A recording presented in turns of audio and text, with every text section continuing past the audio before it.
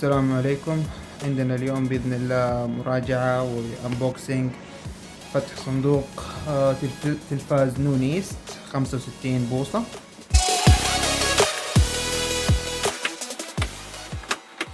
طيب هذا الصندوق الآن من الخارج يوضح اللي هو حجم التلفزيون 65 بوصة، يشغل نتفليكس، يوتيوب، 4K Ultra HD، SDR10.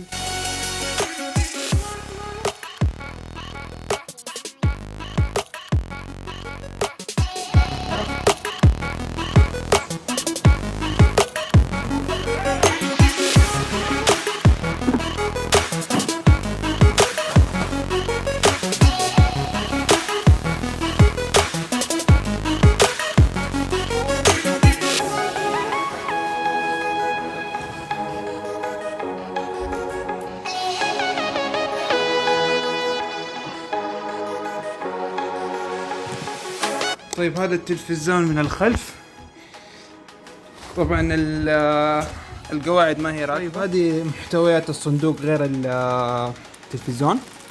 عندنا قاعدتين، وهذا الكيس فيه له كتالوج التشغيل والارشادات والاشياء هذه، كرت الضمان، المسامير حق تثبيت القاعده،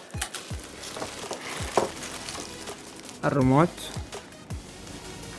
يعني غير الشكل اللي كان موجود في الموقع، واخيرا سلك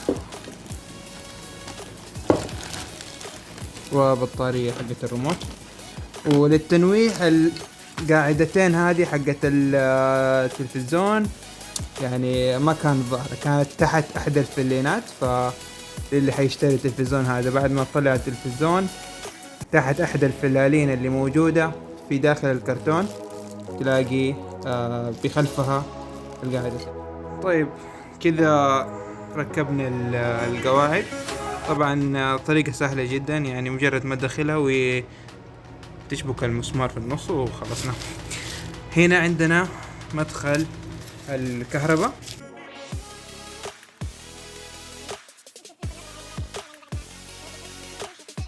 عندنا هنا في المدخل الأول لل HDMI ومدخل USB والمداخل ال AV الثلاثة، وهنا عندنا ثلاثة مداخل HDMI، مدخل USB ومدخل للإيثرنت أو الإنترنت السلكي، وبالإضافة إلى مدخل هنا ما أعرف إيش هو ده، ولكن هنا في مدخل للصوت في اليمين أوديو أوت اللي هو مخرج للصوت، ممكن تركب عليه سبيكر، سماعات خارجية، مسرح صوتي. طيب بسم الله، هذا الآن التلفزيون ما شاء الله تبارك الله أخذ المكتبة بطول المكتبة كاملة. طيب نبدأ نشغله بسم الله.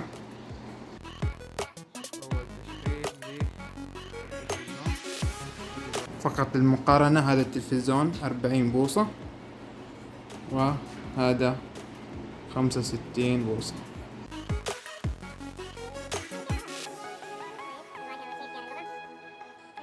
التلفزيون واضح، نقفل اللمبات. اوكي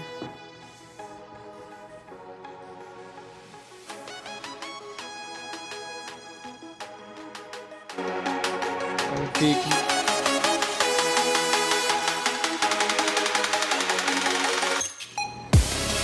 بعدين HDMI 1. طيب الآن يستمتع بالتلفاز.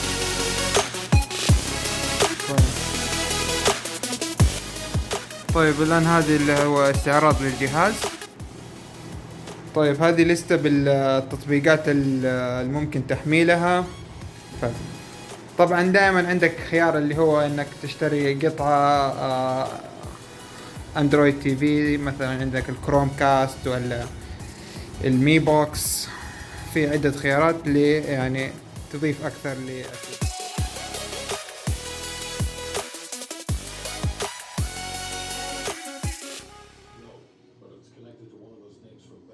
هذا مقطع من داخل لعبة بلاك اوبس كولد وور. طبعا الدقة عالية جدا.